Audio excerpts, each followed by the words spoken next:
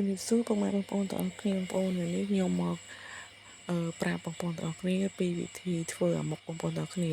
ដោយសារតែខែនេះគឺជាខែភ្លៀងបងប្អូនអញ្ចឹងហើយវាសម្បូរអង្កែបអញ្ចឹងណាហើយអង្កែបនេះមិនមែនរកខ្លួនឯងទេពុកម៉ែបងប្អូនទាំងអស់គ្នាគឺខ្ញុំទិញពីប្អូនប្រុសម្នាក់នៅក្នុងភូមិគាត់យកមកលក់ឲ្យបងប្អូនទាំងអស់គ្នានេះខ្ញុំទិញគឺ1គីឡូបងប្អូនទាំងអស់គ្នា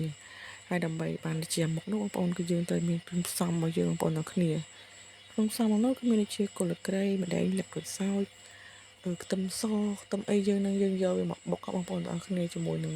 គល់ក្រៃមិញនេះបុកវាចូលគ្នាទាំងអស់មានសណ្តែកដីមានអីហ្នឹងហើយមានស្ករប៊ីចេងសាច់ជ្រូកបងប្អូនទាំងអស់គ្នាហើយចំពោះសាច់ជ្រូកនេះគឺខ្ញុំប្រើកន្លះគីឡូបងប្អូនទាំងអស់គ្នា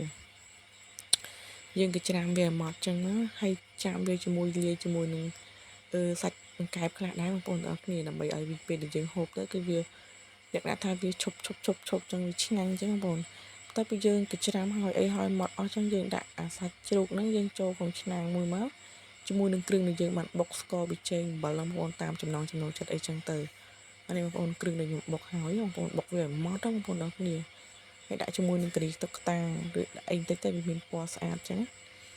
តើពីយើងចាក់គ្រឿងចូលយើងកូរវាចូលគ្នាបងប្អូនលាយវាសព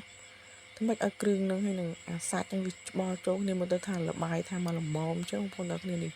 យើងច្បល់វាចូលបងប្អូនទាំងគ្នានេះធ្វើម៉េចឲ្យតែវាលក្ខណៈថាវាល្មូតវាចូលគ្នាវាស្អិតវាមកគាត់តែយើងដាក់ទៅគឺឈ្ងុយបងប្អូនទាំងគ្នាបងប្អូនឃើញអត់នេះខ្ញុំប៉នវាចឹងបងប្អូនជាមួយនឹងសាច់ជ្រូកជាមួយនឹងសាច់កែបយើងហ្នឹងនេះយើងកូរវាហើយនេះឡើងស្អិតឡើងម៉ត់ហ្មងបងប្អូនហើយយើងដាក់កង្កែបបងប្អូនកង្កែបរបស់យើងហ្នឹងយើងដាក់វាចូលដើម្បីឲ្យសាច់កង្កែបហ្នឹងវាចូលគ្រឿងដែរបងប្អូនអរគ្នាណាវាចាប់ជាតិគ្នាអញ្ចឹងបានយើងញុកវាចូលបងប្អូនបានយើងញុកអាគ្រឿងហ្នឹងចូលក្នុងពោះរបស់កង្កែបហ្នឹងបងប្អូនជួបកង្កែបខែនេះបងប្អូនហើយគឺឆ្ងាញ់មែនតើវាសិតតពងហ្មងបងប្អូនអរគ្នានេះថាទាំងតូចទាំងធំគឺពងទាំងអស់បងប្អូនអរគ្នាហើយកង្កែប1គីឡូហ្នឹងបាន10កង្កែបបងប្អូនអញ្ចឹងមួយប្រហែលជា1ខាំបងប្អូនអូយវារៀងខ្លះធំខ្លះរៀងទូចមិនទូចអត់សូវមានបងប្អូនទូចប្រហែលជា2កែបអីមិនហ្នឹងបងប្អូនអរគ្នាហើយមកនេះអូនឹកឃើញឃ្លានស្រាក់ទឹកមាត់ទេបងប្អូនអរគ្នាហើយនិយាយទៅដោយសារតែកូនខ្ញុំគាត់ហូបដែរអញ្ចឹងខ្ញុំអត់ដាក់ម្ទេសទេបងប្អូនបងប្អូនមានតែអ្នកចាស់និងអ្នកធំអញ្ចឹងយើងអាចដាក់ម្ទេសចូលនឹងបានវាអ្នកថាវាហឹលតិចចឹងវាឆ្ងាញ់អញ្ចឹងបងប្អូនអរគ្នានេះយើងញុកវាចូលចឹងមកញុកវាណែនពោះវាមកកាពីងអញ្ចឹងបងប្អូនហើយចំពោះសាច់ខាងក្រៅនេះគឺយើងប្រឡាក់វាបន្ថែមទៀតដើម្បីកុំឲ្យវាស្អុយអញ្ចឹងបងប្អូនយើងដាក់ស្ករប៊ីចេងអំបិលនេះថែមទៀតប្រឡាក់វាខាងក្រៅទៀតបងប្អូនអរគ្នាដើម្បីតែយើងទុកវាយូរអញ្ចឹងកុំឲ្យវាស្អុយសាច់កង្កែបខាងក្រៅបងប្អូន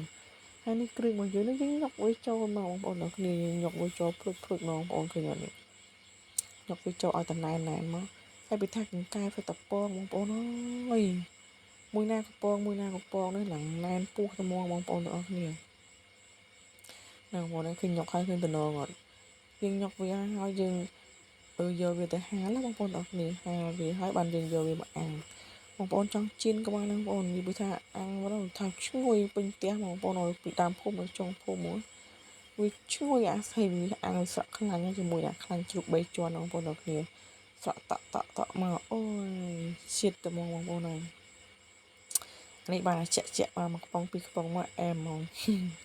អែមហ្មងបងប្អូនគ្នាហើយត្រីមេភ្លីងជាក់ទៀតអូញាក់សាច់ធឹកហ្មង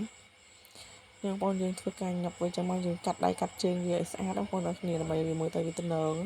មើលទៅគួរចង់ហូបចឹងបងប្អូនអូយអែមមែនតើបងប្អូនហើយឆ្ងាញ់ទៅហើយនិយាយទៅឲ្យតាមធ្លាក់ភ្លេងអីនេះដែរបានត្រង់កែបគេទៅបងប្អូនគ្នាចេះតែទិញគេទេបងប្អូនហើយចេះខ្ញុំតែប៉ុណ្្នឹងឯងពួកវាមិនដឹងត្រង់ណាហើយគេដើរលក់មកភូមិគេដើរលក់ភ្លៀងមកម្ដងគេលក់បាន4-10គីឡូតែឯងគេតែទៅទិញគេតែហ្មងគេមានគ្នាច្រើនអញ្ចឹងហើយគេដើររកបងប្អូនគ្នាខ្ញុំយើងមានសមាជិកទឹកពេញចាំទិញគេហូបទៅហើយយើងធ្វើការញុកគ្រឿងវាចឹងបងប្អូនគ្នានេះញុកគ្រឿងបន្តទៅឲ្យមើលស្ដែកដីដាក់ឲ្យច្រើនតិចដើម្បីវាឈ្ងុយបងប្អូននេះស្ដែកដីខ្ញុំប្រើ1500បងប្អូន3កញ្ចប់ខ្ញុំញុកទៅឲ្យវាខាំទៅឈប់ឆ្ងាញ់ចឹងបងប្អូននេះ